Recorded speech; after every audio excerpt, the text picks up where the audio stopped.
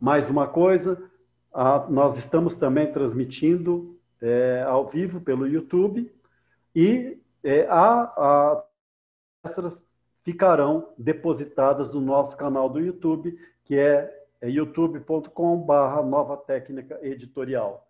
Se vocês puderem entrar para depois relembrar, né, o conteúdo das palestras, não se esqueçam de se registrar no canal, porque isso nos ajuda a divulgar todo o material. Bem, por favor, Alberto. Vamos lá, gente. Boa noite para todos, né? Bravos 58 participantes chegaram até aqui. Eu agradeço a atenção. Obrigado pelo esforço, pela energia aí, para no final do dia ainda estar aqui presente com a gente. Muito obrigado. Tem gente no YouTube também. Tá? E tem mais um outro tanto lá no YouTube. Parabéns. Vamos lá, então. Gente, deixa eu só passar a minha tela aqui. Vamos lá. Dando para ver aí, né, gente? Deu. Perfeito. Beleza. Maravilha. Então, vamos lá. Bom, de novo, boa noite a todos. É um prazer estar aqui de novo para falar com vocês e tentar passar um pouco do conhecimento que a gente tem numa área que a gente entende que está crescendo bastante no setor de AVAC, R, né? Que é essa questão que é o tema da minha palestra aqui, que é o uso de Machine Learning e Big Data para edificações e sistema de climatização e refrigeração. Para quem não me conhece, Alberto Hernandes, né? Sou professor da Escola Politécnica, do Departamento de Engenharia Mecânica. Estou há um pouco mais de 30 anos lá na Poli, como professor, e coordeno um grupo de pesquisa na área de refrigeração e ar-condicionado, voltada para essa área de eficiência energética, melhoria de desempenho e as questões relacionadas com a climatização e a refrigeração. Deixa eu só ver se está tudo certo aqui. Tá, vamos lá. Bom, o que eu vou falar com vocês hoje, pessoal? Tentar falar um pouquinho o que a gente entende por Machine Learning, quer dizer, o que a gente fala muito sobre isso, o que é isso, entender um pouquinho também essa questão desse conceito de Big Data, Cloud Computing, e como é que isso tudo, né, tanto esses dois conceitos estão envolvidos no AVACR, que eu acho que é importante que a gente tenha aí uma visão de como é que isso no nosso setor está entrando com uma velocidade bastante grande, e eu acho que a gente tem que estar preparado para essa nova onda que está chegando. Rapidamente, né, pessoal, o que é Machine Learning, ou aprendizagem de máquina, né? Basicamente é reconhecer padrões, entender com esses padrões, desenvolver teorias para aprendizado utilizando inteligência artificial, ou seja, uso de computadores, processadores para isso. Nesse caso da aprendizagem, a gente pode dividir em três categorias, vamos chamar assim, que é a aprendizagem supervisionada, que é a ideia de você ter um professor, entre aspas, tá certo? Então, o equipamento, ou a rede neural, ou o sistema de machine learning, ele vai aprender uma regra geral que mapeia entrada e saída. Então, você dá um monte de entrada e sai algumas saídas. Então, um exemplo típico disso que a gente usa muito é a previsão de consumo de energia. Eu tenho dados de clima, temperatura, umidade, radiação solar e alguns outros aspectos, alguns outros dados, e ele usa uma rede neural para fazer a previsão de consumo de energia.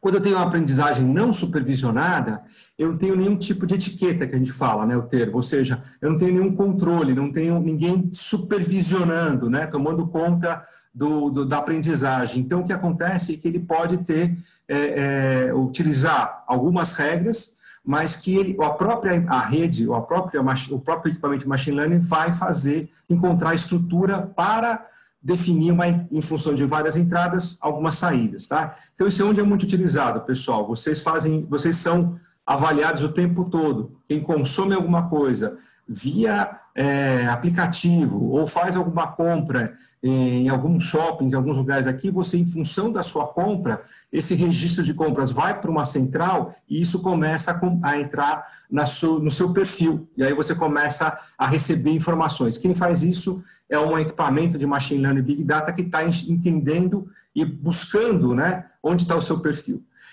E, finalmente, o último, né, tipo de aprendizagem é por reforço. Né? A gente costuma falar que é de punição e recompensa. Né? O Pavlov fazia isso lá na década de 20, tá certo?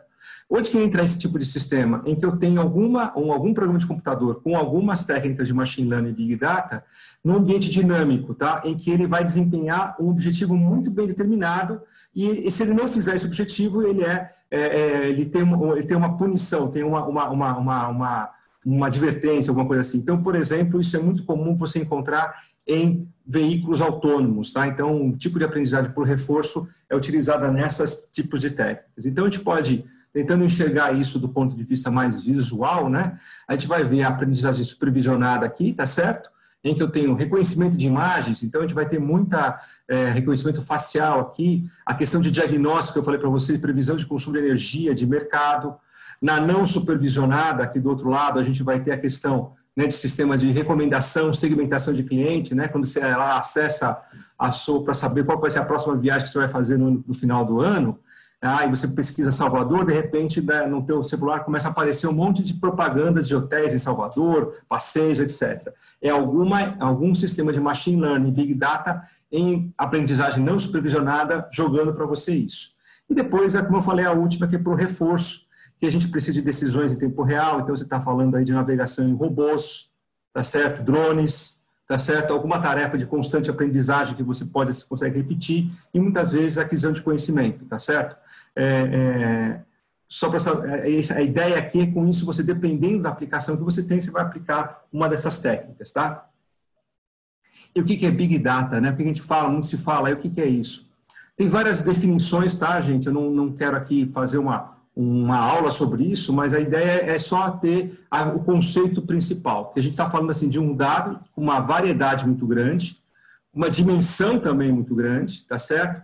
Isso normalmente é criado em tempo real e com crescimento exponencial, é o que o pessoal chama de megadado. Então nós estamos falando assim, quais são as 3 características ou 5 Vs de um sistema ou uma característica de Big Data? Tem que ter volume, variedade, velocidade, veracidade e valor. Quer dizer, aí, claro, o volume é a grande quantidade, a variedade, eu posso ter aí fontes de dados de vários lugares, e aí isso aumenta a complexidade da análise desses dados. Tem uma velocidade de processamento para que essas informações sejam processadas e forneçam um valor. Isso é importante, eu quero ter uma informação útil, tá? E para isso também tenho que verificar se a veracidade dessa informação é adequada. Então, existe essa preocupação, toda vez que você vai trabalhar num sistema de Big Data, que essas características apareçam para você ter para você caracterizar um sistema em Big Data, tá certo? E que tipo de dado que a gente usa, né? Podem ser dados de características sociais, então, dados coletados em redes sociais, no ambiente de interação com o usuário, por exemplo, com a campanha de marketing, já tivemos aí, né, uma série de questões aí, até do ponto de vista eleitoral, que estavam associados a essa questão de você usar Big Data para influenciar.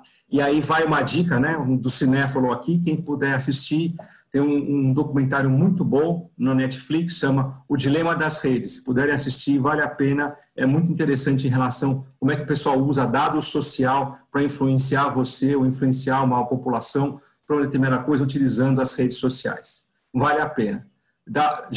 Depois que você assiste o documentário, você fica pensando se você não vai desligar o seu Facebook para sempre, tá certo? Dados empresariais, tá? Então aí nós estamos preocupados, quer dizer, uma empresa está buscando aspectos do seu funcionário, nos setores que ele está trabalhando, para verificar, otimizar processo, ou verificar falhas, ou fraudes, dependendo do que você está trabalhando, né, numa determinada sessão. Então, aí tem uma preocupação com o desempenho da empresa e como é que isso vai funcionar do ponto de vista de melhorar esse desempenho, tá? E dados pessoais, que aí estão ligados à internet das coisas e as questões relacionadas com as redes também, né? Então, que você vai procurar aí, como eu falei, as preferências pessoais, analisando o que você mais acessa, o que você tem mais informação e, com isso, te fornecendo mais informação ou mais links, né, para você utilizar ou acessar para isso. Isso está ligado a entender como é que seus dados pessoais, como é que essa quantidade de dados que vem é tratada e manipulada. Historicamente, né, também adoro falar um pouquinho de história, gente, a gente pode dizer que os primeiros relatos de uso de Big Data datam de 1663, quando um cara, chama John Grant, que era um médico, começou a compilar dados sobre a peste bubônica, tá? Então, de uma maneira sistemática, para tirar alguma informação, para usar isso no combate a essa doença, tá certo? Os primeiros equipamentos aparecem em 1890, né? O primeiro é o utilizado no censo aí da população dos Estados Unidos. E em termos de armazenamento, que é uma coisa importante, se você tem volume de dados, você tem que armazenar em algum lugar. Em 1927 aparecem as primeiras fitas magnéticas para esse armazenamento. Tá? A primeira máquina digital de processamento de dados, pessoal, apareceu em 1943, né? Também desenvolvido por um inglês chamado Turing, e aí é dado a ele, né, a patente, ou pelo menos a ideia da invenção do primeiro computador, em que ele utilizou um sistema, né, de tratamento de dados para decifrar códigos nazistas, tá certo? E quem gosta, de novo, o cinéfilo aqui, filme Enigma, vale a pena, é bem interessante, e fala sobre essa história de uma maneira mais do ponto de vista do Turing, mas é bem interessante. Como o primeiro centro de dados, data center, que aparece aí catalogado, pessoal, nós temos em 1965, o controle de pagamento de impostos nos Estados Unidos, tá? E o primeiro banco de dados com capacidade em terabytes, tá certo? Nós estamos falando em 1986, as lojas Kmart nos Estados Unidos foram as primeiras a utilizar esse tipo de coisa. Daqui para frente, a gente começa a ter uma evolução muito rápida dessa utilização de Big Data e Machine Learning, tá? Alguns exemplos que a gente tem hoje mais atuais, quem tem, de novo, aí uma referência de cinéfalo, esse filme aqui foi baseado em dados de história verídica de um treinador de beisebol que monta um time utilizando Big Data de desempenho de jogadores para montar um time com um custo mais baixo. Então, é uma utilização de Big Data no esporte, tá certo? A UPS, há algum tempo atrás, fez uma análise de Big Data, analisando as rotas dos seus motoristas e proibindo eles de virar à esquerda, otimizando as rotas deles e economizando por ano 38 milhões de litros de combustível, eliminando 20 mil toneladas de emissão de CO2 e aumentou, né, a capacidade de entrega em 350 mil pacotes por ano, só utilizando técnicas de Big Data e Machine Learning. Tá?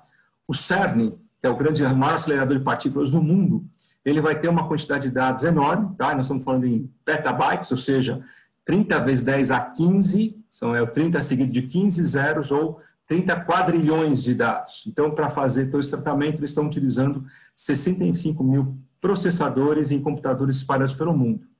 Uma outra aplicação mais próxima da gente, está associada ao Covid, né? O uso de Big Data, de geolocalização de celulares, para avaliar o nível de isolamento social. Então, vocês veem que Big Data e Machine Learning está atuando em várias áreas, de vários modos.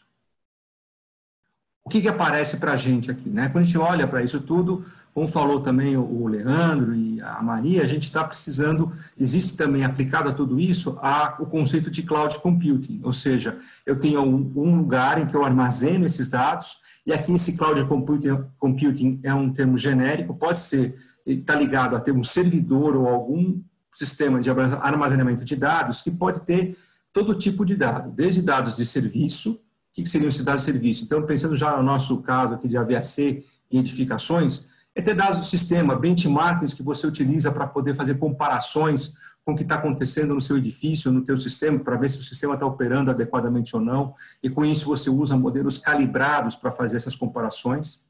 Você tem dados físicos mesmo. Então, como falou aí o Leandro, a Maria, eu vou levantar parâmetros de operação, armazenar isso, avaliar, por exemplo, efeitos de consumo, como é que está o consumo da minha instalação, como é que está esse perfil de operação. Isso aqui são dados que eu obtenho através de sensores e instrumentação. Tudo isso tem que estar associado, né, a conhecimento, então a gente vai aí utilizar sistemas que vão, por exemplo, armazenar e definir normas, algoritmos, métodos de modelagem, estratégias que vão permitir, utilizando esses dados que estão aqui, né, fazer alguma inferência do tipo, olha, estamos com um aumento do COP ali, uma redução do COP do chiller, o que fazer? Ou estamos com uma válvula que está com uma operação inadequada, o que fazer com isso? E, eventualmente, fazer previsões, né? Utilizando aí dados virtuais, que são dados de simulação, de programas de simulação, que podem ser modelos físicos ou podem ser modelos de rede neural, com previsão de consumo de energia e alguns parâmetros de simulação, de simulados de operação, para você comparar com o que você está medindo, para ver se ele está dentro da condição de operação adequada ou não. Se não tiver, tem que tomar uma decisão, utilizando o teu conhecimento para fazer alguma modificação, eventualmente acionar uma equipe de manutenção para alguma correção aí no sistema. que eu vou ter aqui, né, pessoal? Quando a gente aplica em Machine Learning Big Data em AVAC, a gente pode trabalhar, né, a gente tem várias etapas, né, em que pode ser aplicado, desde o projeto, a construção, e na operação a gente vai desde a detecção e diagnóstico de falhas, melhoria de eficiência energética, avaliação pós-ocupação para entender depois que o prédio está ocupado, como é que ele está operando, na parte de controle e retrofit. E aí cada uma delas tem a sua peculiaridade e o seu uso, mas todas têm uma característica em comum. Eu tenho uma série de dados, eu estou analisando e estou utilizando algum sistema, algum modelo que permite eu prever o que vai acontecer e com isso agir, dependendo do resultado, para corrigir ou não a situação. Então essa que é a ideia por trás do uso desse tipo de aplicação. E onde é que a gente vai olhar isso? Por exemplo, pensando em manutenção, tá, pessoal?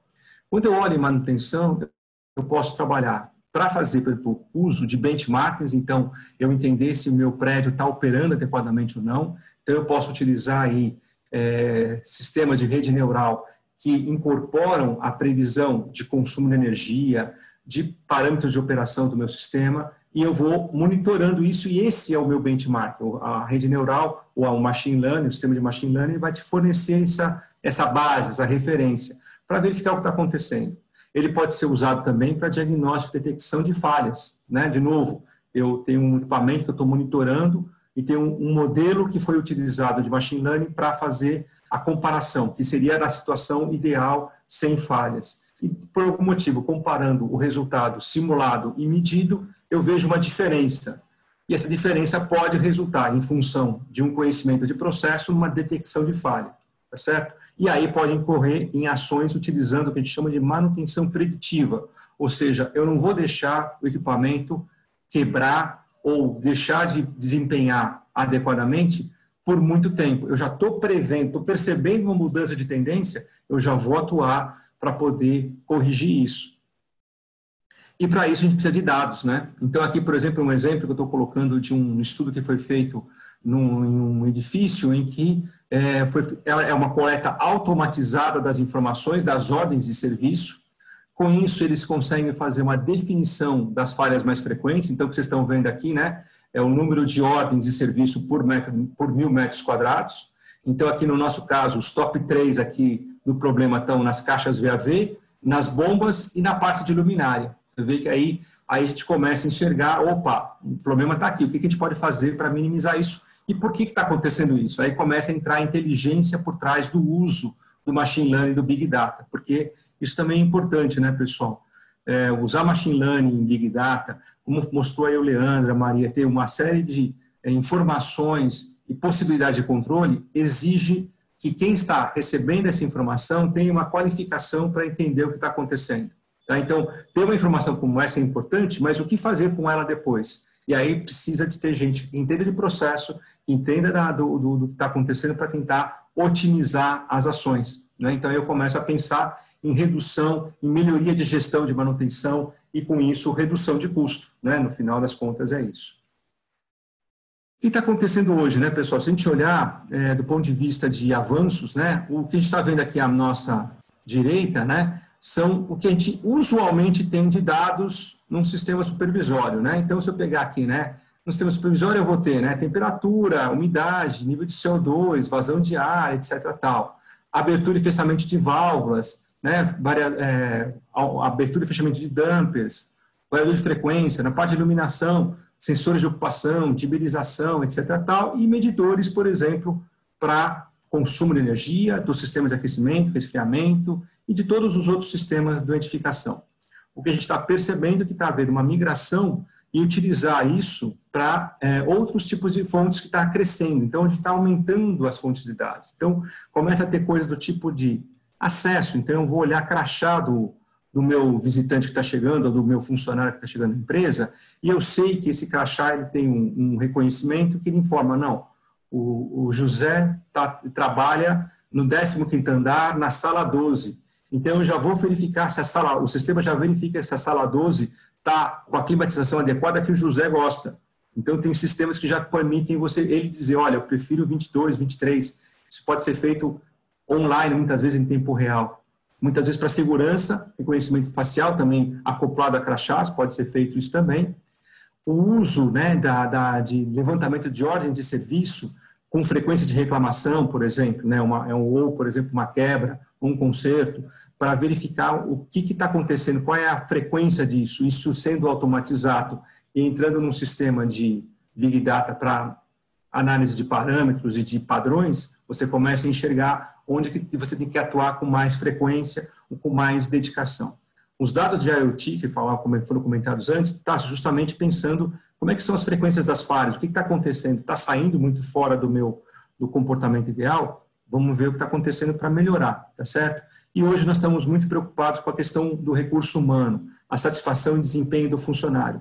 Porque se a gente for olhar do ponto de vista da empresa, o maior custo está aqui, né, na folha de pagamento. A gente conseguir trabalhar com um funcionário satisfeito, com melhor desempenho, a produtividade aumenta, eu melhoro o meu desempenho, eu melhoro a minha lucratividade. Então, tudo isso está associado a gente tentar começar a trabalhar, como está falando aqui, ó, em controles centrados no usuário, em resposta de sistemas por demanda, tá certo? Um controle preditivo para permitir que eu consiga antecipar, né, e ser mais proativo nas minhas colocações. E é claro aqui a ideia de previsão de carga, por exemplo, térmica, consumo de energia, para você melhorar a sua gestão e operação do seu sistema, certo? Só para dar um exemplo para vocês de detecção e diagnóstico de falha, isso aqui é um resultado de um estudo que foi feito, né, nos Estados Unidos, aqui é mostrando um comportamento. Aqui no caso eu tenho uma vazão de um duto, tá certo? Que está aqui uma certa variação, e aqui vocês têm essa linha azul que vocês estão vendo é a medição, e a linha em vermelho é o modelo, a rede neural. Então, o que está acontecendo é que se tivesse tudo operando corretamente, essa linha vermelha deveria coincidir com essa linha azul, mas não coincide nesse momento de operação. Então, aqui se detectou uma falha, tá certo? O que se esperava é ter alguma coisa como essa. Aqui é um outro sensor, aqui no caso de temperatura de bulbo seco, tá certo? Em que eu tenho aqui perfeitamente, a menos de um ou outro outliner, como esse aqui, mas em 99% dos pontos, eu estou com a linha vermelha e azul operando de maneira adequada. Então, a ideia de usar o Machine Learning e o Big Data é justamente você conseguir modelos, aí com caso de rede neural, ou com outros tipos de modelos de reconhecimento de padrão, entender o que está acontecendo e se houver um desvio desse comportamento, ele poder atuar. Como atuar e o que atuar, como eu falei, isso vai depender do processo e do conhecimento de quem está enxergando esses dados na sua atuação.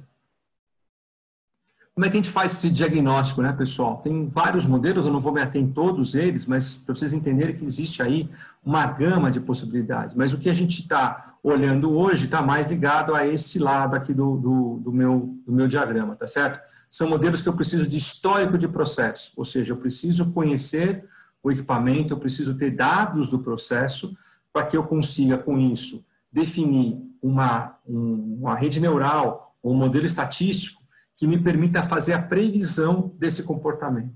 Então, é o que a gente costuma chamar aí na academia de caixa preta, ou seja, eu não tenho um modelo físico do processo, eu não sei o quanto de energia ele trocou, mas eu sei que se por um histórico de processo, um determinado comportamento teve que acontecer quando não estava com problema, e depois apresenta uma diferença entre o que eu tenho do modelo para o real, então está identificada uma falha. Então eu consigo com isso trabalhar essas questões todas. Claro que existem outros modelos mais qualitativos, que levam em consideração outros aspectos, né, em que eu preciso saber algumas regras de comportamento do sistema, ou alguns modelos físicos mais qualitativos também para fazer isso, ou então eu tenho modelos físicos mesmo. Então eu sei, olha, eu consigo modelar o comportamento das minhas válvulas, dos meus trocadores de calor, de uma maneira bastante detalhada, e eu consigo prever isso.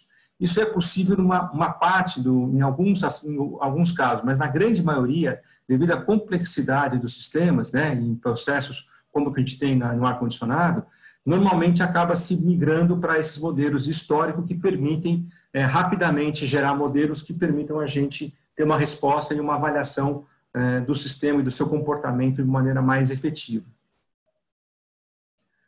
O que a gente entende de dificuldades, né, de implantação de Machine Learning e Big Data? Primeiro, a gente tem uma falta de conhecimento das falhas e seus sintomas. Aqui nós precisamos entender melhor o que está acontecendo no sistema, quais as falhas e por que elas ocorrem, o que elas acarretam com isso. Muitas vezes a gente tem uma série de sensores, um sistema supervisório, mas não estão calibrados os sensores. Então, ele está fornecendo uma informação equivocada. E aí a gente começa a fazer análise baseado em valores incorretos, tá certo? Uma falta de base de dados da ocorrência de falhas, ou seja, um histórico de manutenção, por exemplo, para permitir que você consiga fornecer uma informação, olha, qual que é com que frequência uma determinada falha ocorre, como é que ela ocorre, tá certo? E quando que ela ocorre. E como é que esse conhecimento, né, esse modo de falha, qual é o seu impacto no sistema. Isso também é uma outra coisa. Se eu tiver por exemplo, como eu falei na semana passada, eu tenho uma falha no termostato, o que isso impacta no meu desempenho do meu sistema? Então, é saber isso e, com isso, reconhecer essa falha e conseguir atuar. Muitas vezes a gente não tem dados de operação, tá? Já tive casos em que a gente entrou num prédio para avaliar o desempenho do prédio, o prédio tinha até um sistema supervisório, só que a gente descobriu, a gente chegou para o gestor do prédio e falou, olha, eu precisava do consumo, né, do último ano do seu prédio para a gente poder avaliar. Não tem. Mas por que não tem? Que não sobrou dinheiro no projeto para colocar a parte de armazenamento de dados. Então, ele lê 3 dias os dados e depois joga fora tudo. Ou seja, tem-se todo um supervisório no prédio, mas ele não está sendo utilizado como deveria, tá certo? E aí vem essa questão que é o dado de baixa qualidade. Então, a gente precisa evoluir muito nesses aspectos para poder começar, né, a utilizar machine learning e big data nesse setor. Mas a gente chega lá. Eu acho que nós já temos uma... Tecnologia não falta, vocês já viram alguns exemplos hoje aqui. A gente está precisando agora integrar tudo isso e colocar gente qualificada para poder operar esses sistemas. Só um outro exemplo para vocês aqui. Isso aqui é um exemplo que eu tirei de um estudo que foi feito num campus universitário nos Estados Unidos, em que foi feito um levantamento automatizado, tá certo? Então, a equipe de gestão de manutenção do campus tinha nas mãos um sistema através de celular, etc., tal, em que eles tinham uma avaliação online do que mais acontecia de erros, né, no sistema. Aqui o que vocês estão vendo é uma representação das ordens de serviço em função do tipo de problema, né, do componente. Então, variadores de frequência era o campeão de problemas nesse caso, nesse campus, tá certo? E o que é interessante é que isso acontecia, né? Dentro dessas ordens que vocês estão vendo aqui, existia uma concentração, né, de ordens por 1.000 metros quadrados nos prédios de pesquisa, tá? Então, a gente verifica aqui que esse aqui é normalmente um ponto que a gente pode ir com um pouco mais de estudo em cima e análise de dados, entender por que está acontecendo isso, por que nesse prédio tem um aumento tão grande, né, em relação aos outros, né, e por que, por exemplo, está acontecendo essa falha de variador de frequência. Você começa a colocar inteligência no processo e avaliar o que está precisando ser modificado. Só para dar uma ideia para vocês, depois esse campus passou por um retrofit, e eles implantaram esse sistema de automação, de manutenção automatizada, tá? E depois de 1 ano em operação nessa condição, eles verificaram que houve uma redução de 15% no custo de manutenção, tá? E uma melhoria de 12% na economia de energia. Só trabalhando e otimizando a gestão da manutenção, tá? Claro que houve uma parte depois, em função disso, foi depois feito um retrofit do sistema, mas esses valores que vocês estão vendo aqui, que foram colocados aqui, foi só fazendo a otimização da manutenção, colocando um pouco de inteligência no processo, utilizando, né, dados coletados automaticamente por sistemas supervisórios. Só um outro exemplo para vocês aqui, isso aqui é um outro estudo que foi feito aí com alguns parâmetros aqui num sistema de resfriamento, tá certo? Aqui é um fan coil, em que foram monitorados, então estavam sendo monitoradas as temperaturas e umidades externas, a temperatura de mistura, né, no sistema, a temperatura de saída da água gelada, a temperatura aqui de saída, né, do ventilador e as temperaturas nos ambientes climatizados, tá certo? Então, com esse tipo de monitoramento, foi feita uma análise, tá certo? E, por exemplo, com isso, né, em cima deste sistema, foi feita uma comparação e uma modelagem dele. Então, o que vocês estão vendo aqui é esse sistema colocado num fluxograma de modelagem. Aqui tem a planta, né, de HVAC. Aqui eu tenho um modelo parametrizado utilizando aí alguns dados de rede neural, né, uma análise de rede neural. O que eu tenho? A planta tem um output aqui, tem um output do modelo. Eu verifico a comparação, comparo esses dois sinais e verifico faço uma análise de resíduo, né, da diferença entre esses dois sinais, e com isso eu consigo fazer uma detecção de falha, e com isso fazer uma ação preventiva. Com isso eu trabalho, né, do ponto de vista de machine learning, olhando esses dados aqui, permitindo que eu consiga fazer, identificar, né, através desses modelos, onde que está o problema. Porque esse modelo aqui, como eu falei, ele seria a situação ideal.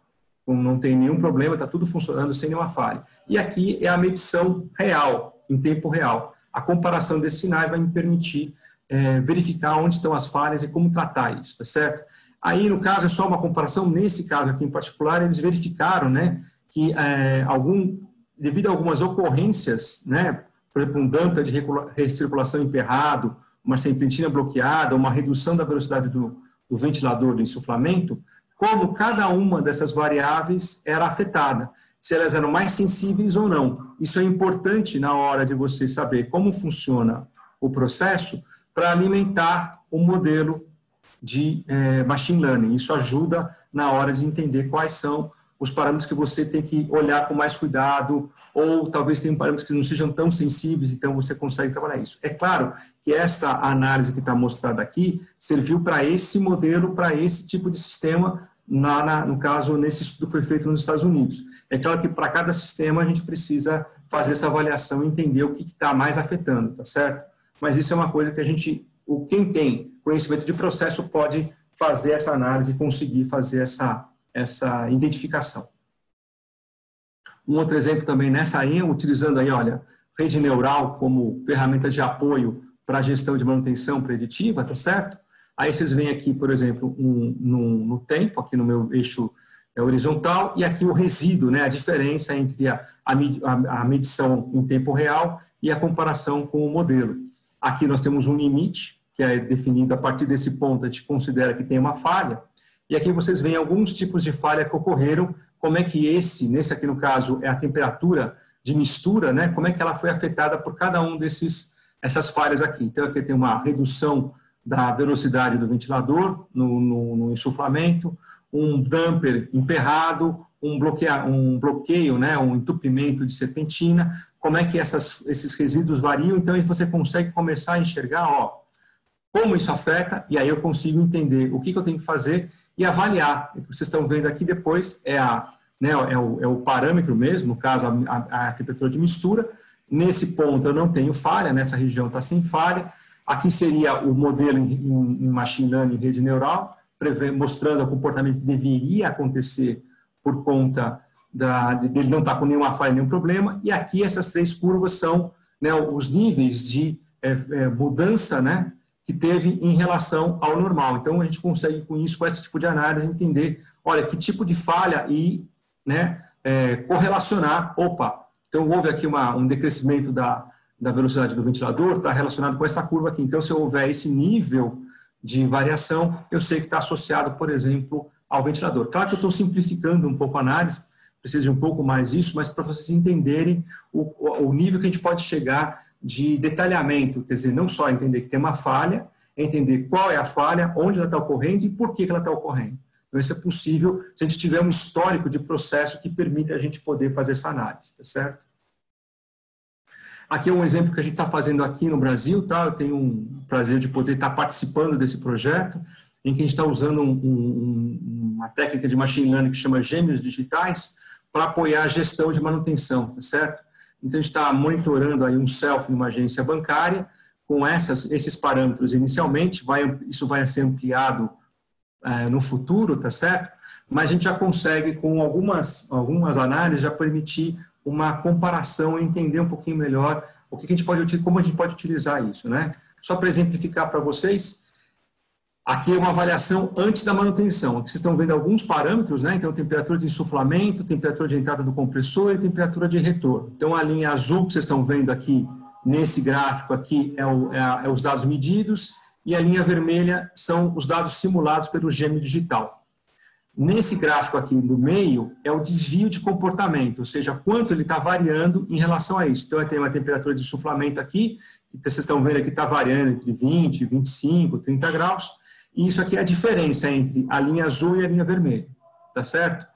E aí eu tenho aqui, lógico que existe aqui no momento, a gente sempre aparece o que a gente chama de outliers, ou seja, uns pontos que são muito fora do comportamento. Então, passa por um filtro daqui para cá, e aqui é o resultado limpo, né? Isso que vocês estão vendo aqui é um histograma da distribuição desse gráfico para essa variável.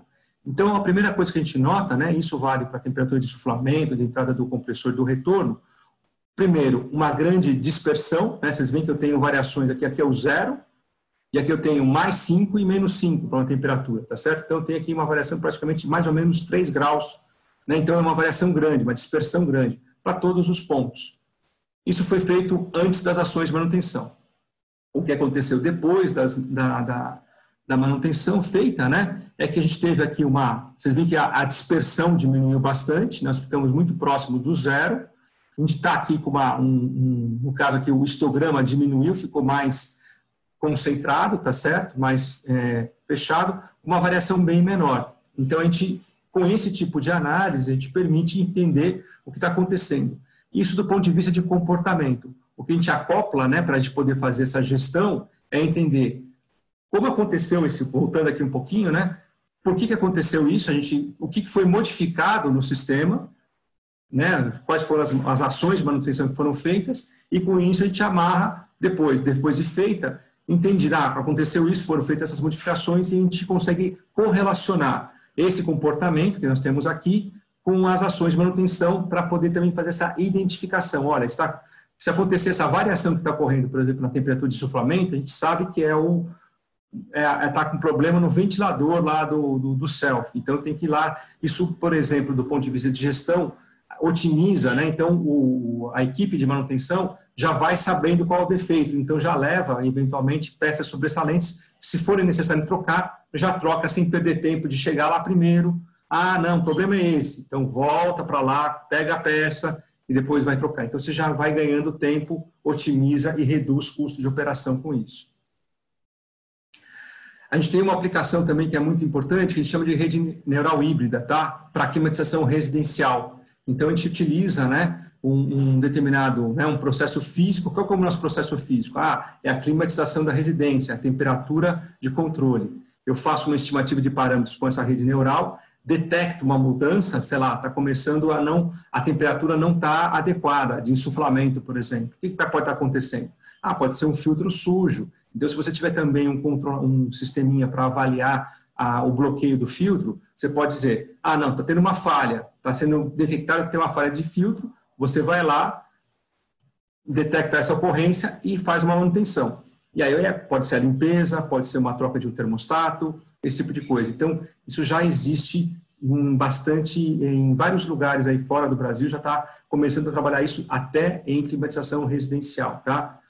Um exemplo é esse aqui, tá vendo? Eu tenho aqui um controle, né? Aqui essa linha vermelha é a minha linha da rede neural utilizada, que seria minha referência, e aqui é a linha essa linha da rede neural, que é a referência, e essa linha vermelha é a falha. Então, vocês veem que eu tive uma diferença de comportamento, isso vai para um sistema automatizado que faz a constatação da falha, ou seja, está com problema na temperatura da entrada do compressor.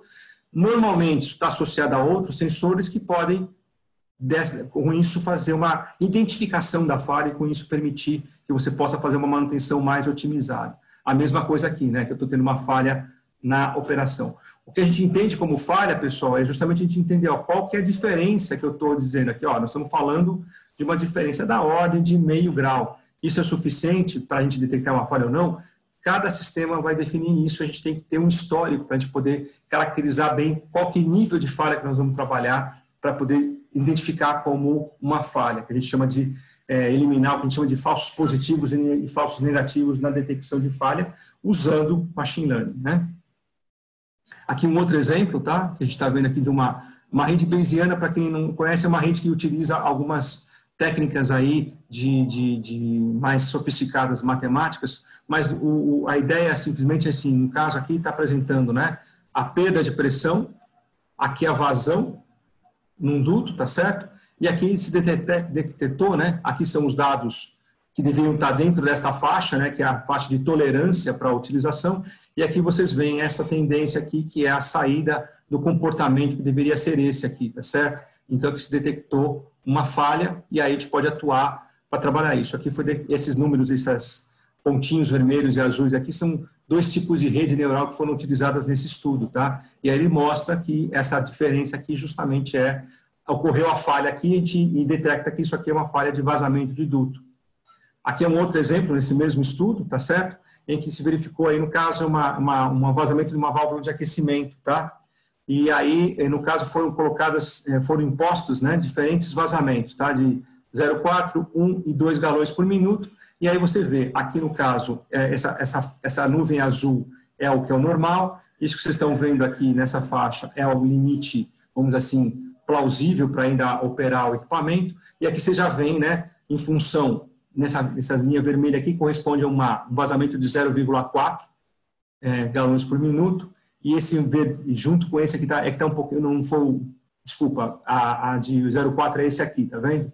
O de 1 é essa linha, esse conjunto aqui verde, e já o com 2 galões por minuto é essa área aqui. Então vocês veem que eu consigo, utilizando, né, uma rede neural, conseguir, vamos assim, verificar o nível também de vazamento, e com isso permitir aí uma ação de manutenção. Sempre que a gente está olhando, né, utilizando aqui no caso, aqui foi uma rede neural aplicada para fan coils. Então aqui eu estou olhando, né, aqui ao longo das horas, né, aqui a minha medição, tá certo? Aqui a medição que eu estou tendo na saída do meu fan coil. Essa linha vermelha é o meu limite, e aí você começa a perceber que a falha foi constatada aqui. Claro, isso foi avaliado posteriori, tá, pessoal? Então, isso foi verificado a posteriori, que começou às 9 da manhã, mas vocês veem que depois de 3 horas já se verifica uma tendência, né, de saída, e às 3 da tarde do mesmo dia eu já saí do meu limite de comportamento, né? Então, eu já estou na faixa uma falha já está começando a passar do limite desejado da manutenção, tá? Então, o que acontece aqui? Tá, estou terminando.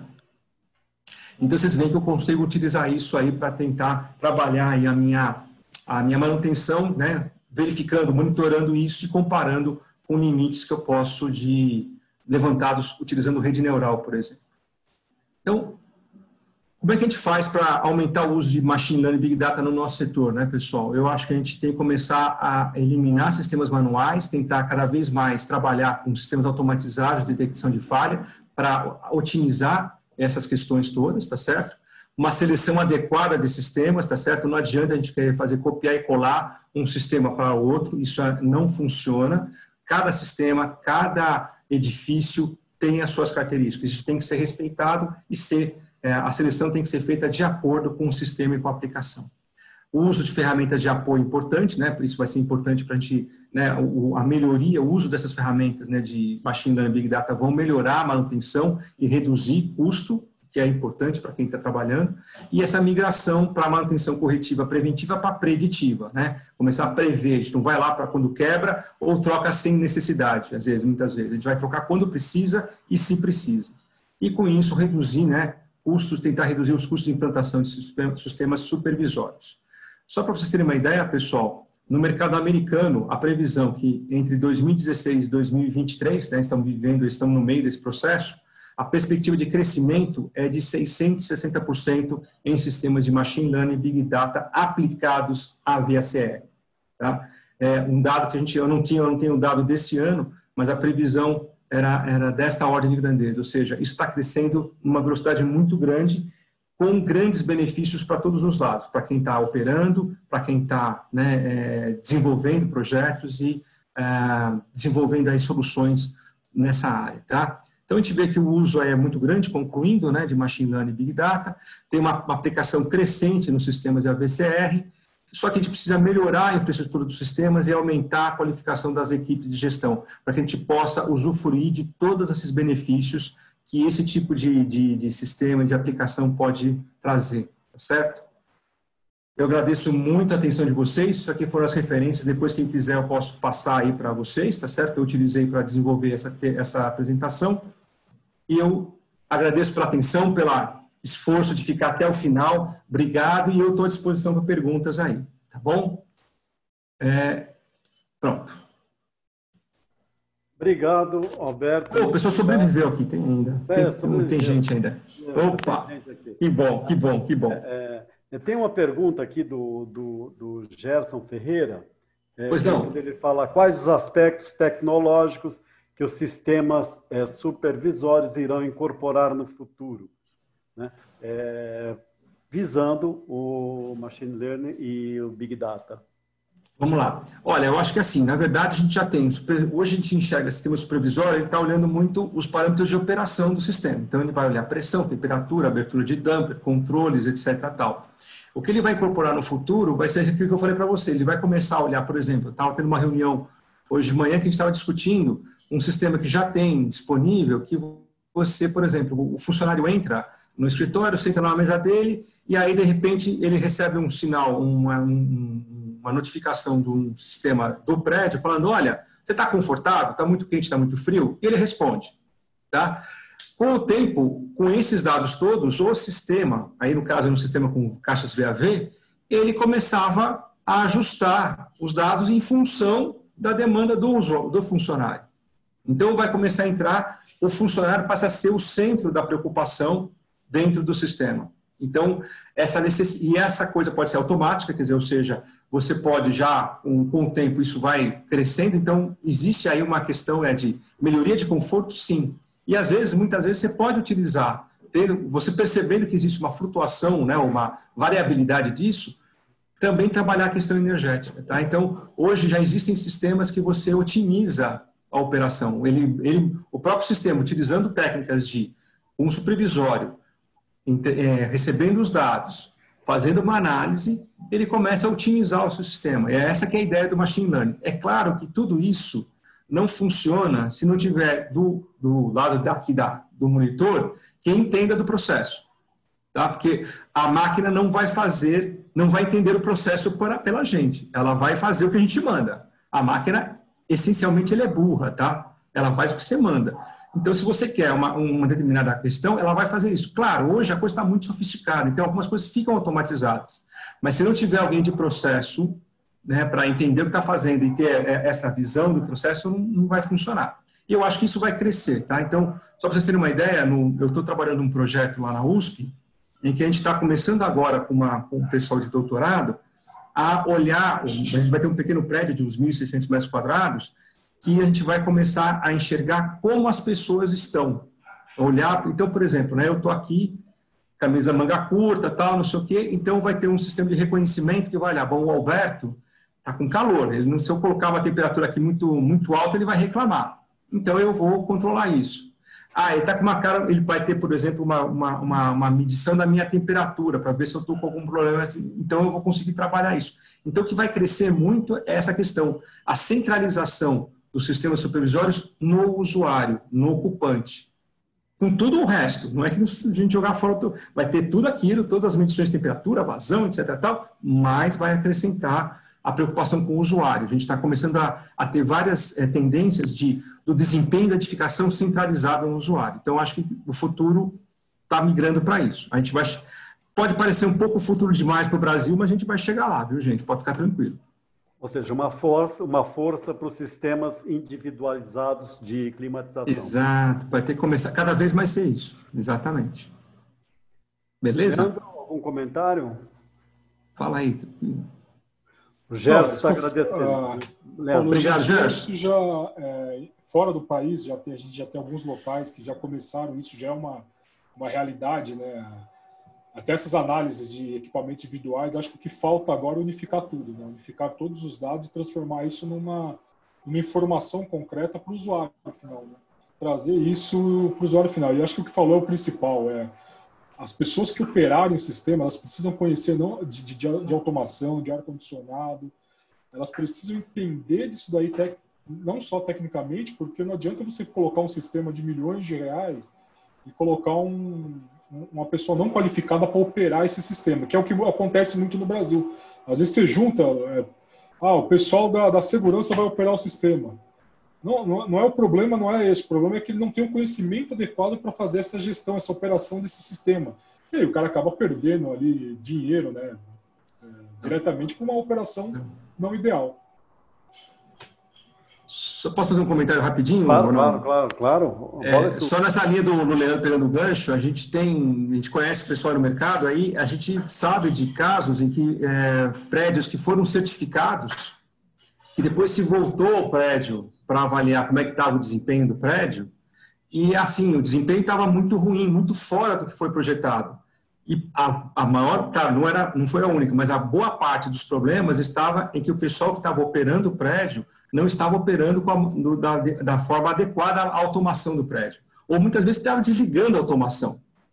Por vários motivos, eu não vou entrar no mérito aqui, mas assim, veja, a gente tem que começar a pensar assim, a gente não vai poder operar prédio na base do achismo mais. Tem que ter qualificação, tem que ter qualidade, a gente vê, e eu tive a experiência em vários diagnósticos disso, pessoal que a gente fez aí ao longo da vida aí de profissional, que faltou isso, o cara tinha um Porsche lá para andar, só que ele operava como se fosse um carrinho de mão, tá certo? Então não dá certo. Posso complementar? Claro, pode sim, Maria, sem dúvida. Eu acredito, participo assim, eu compartilho da opinião do Alberto e até do Leandro, no quesito que a tendência mesmo é focar em necessidade, né? Então, há uma preocupação em respeitar a necessidade. E hoje em dia não é mais necessidade só do sistema, é a necessidade de quem está usufruindo do sistema. Exatamente. As coisas que eu comentei na palestra foi o 5º fundamento, que é a engenharia especializada. Então, você precisa... E o que seria, na verdade, a engenharia especializada? É pegar em cada ponto do sistema quem são as pessoas que obtêm esse conhecimento, esse know-how, para transmitir para quem vai fazer o projeto, para quem vai instalar, fazer a instalação e para quem vai operar. Não adianta, que é até o seu comentário da Ferrari, não adianta eu dar uma Ferrari para um cara que está acostumado a charrete. Eu posso até dar... certo. Não vai dar certo. Não, eu posso até dar, né, o cara que está acostumado a charrete, mas eu preciso ensiná-lo a mexer numa Ferrari. Claro, exatamente. Que é aí que entra a qualificação. Aí que entra essa questão da importância da capacitação, dos treinamentos, de você divulgar, você compartilhar o conhecimento e não deixar só para ti. Então, hoje em dia, não é mais a compra de um produto, seja ele um fan coil, seja ele uma válvula, seja ele um sensor, é você comprar o produto e entender o produto, né? E assim, quem pega e lê o manual, a maioria das pessoas não pega e lê o catálogo, lê isso. Então, tem que ter profissional qualificado e que saiba transmitir o conhecimento. E como um todo... consiga os benefícios que, inclusive, você apresentou esse 15%, de 12%, enfim, qualquer que seja. E muitas vezes um ganho de 2-3% significa assim, benefícios para o sistema surreal, assim. Não é 2% é muita coisa. 2%. Exato. Qual é o montante, né? Tem aqui uma outra perguntinha. Fala, Ronaldo. A Clélia Moraes, ela primeiro, né, diz que fica evidente, pela sua apresentação, a importância dos dados históricos para aumentar a qualificação de gestão do sistema.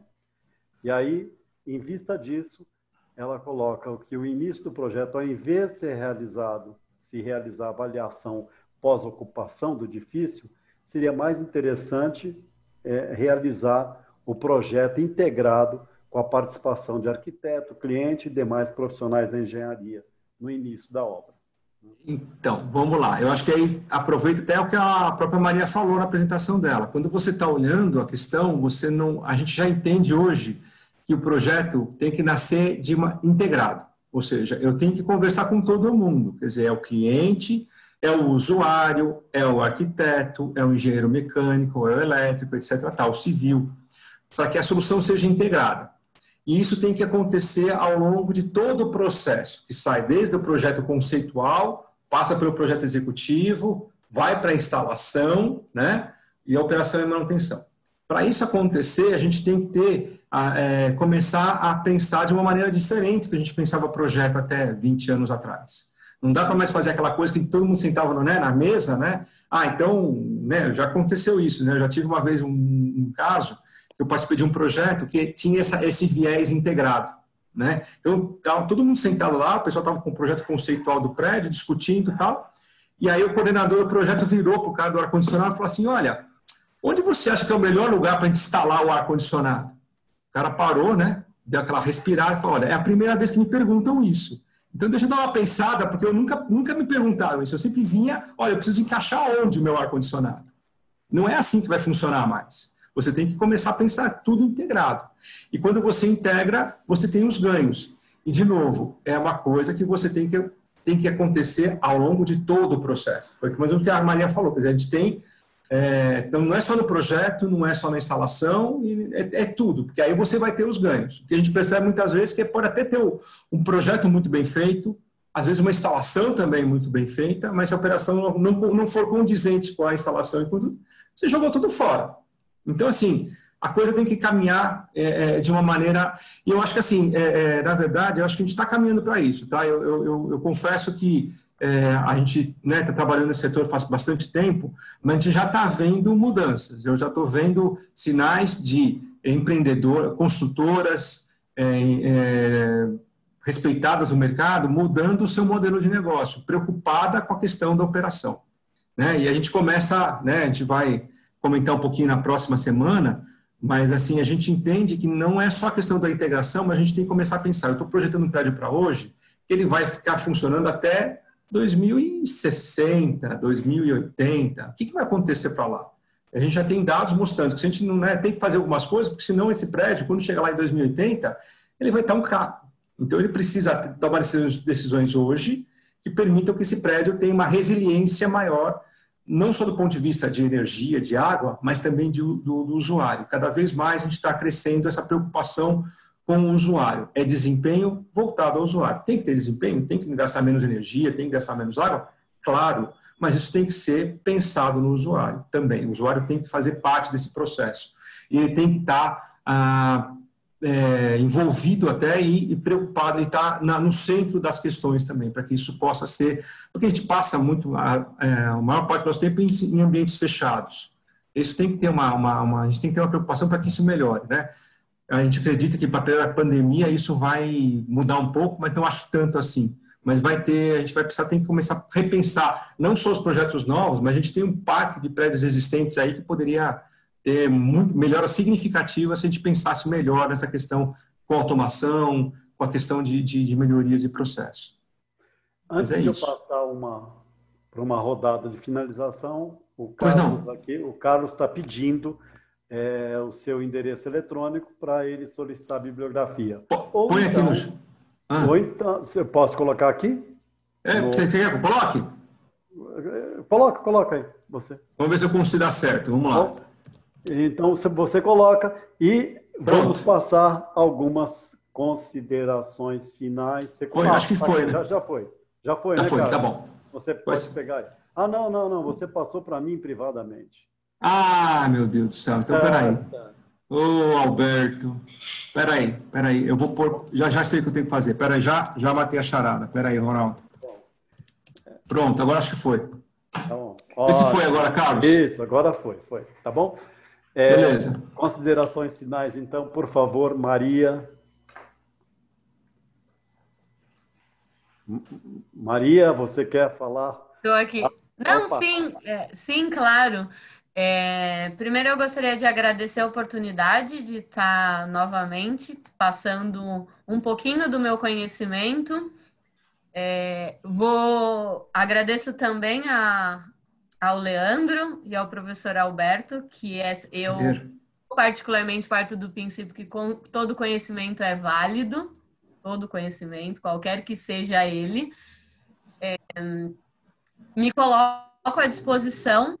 Vou deixar também o meu endereço eletrônico aí no chat. Me coloco à disposição, não só eu, como toda a equipe da IME, em relação ao que eu comentei em todo momento, sobre os, quiser saber um pouco mais, cada detalhe foi uma apresentação, obviamente, com tempo restrito, mas que para que vocês tenham um overview do quão importante é se pensar. Hoje em dia, nós não há mais espaço para trabalhar como um robô. Até foi o que o Alberto disse, né? Que nós precisamos parar para pensar, não só agora, mas no futuro. E parar para pensar exige mudança de mindset. Muitas vezes você fica lá tão robô, tão acostumado a sempre fazer a mesma coisa, e na verdade, cada projeto é um projeto, cada cliente é um cliente, cada necessidade é uma necessidade. Então, eu me coloco à disposição, não só eu como a IME, para realizar diversos treinamentos que tem nos 5 pontos cruciais para que nós juntos conseguimos, como é que eu posso dizer?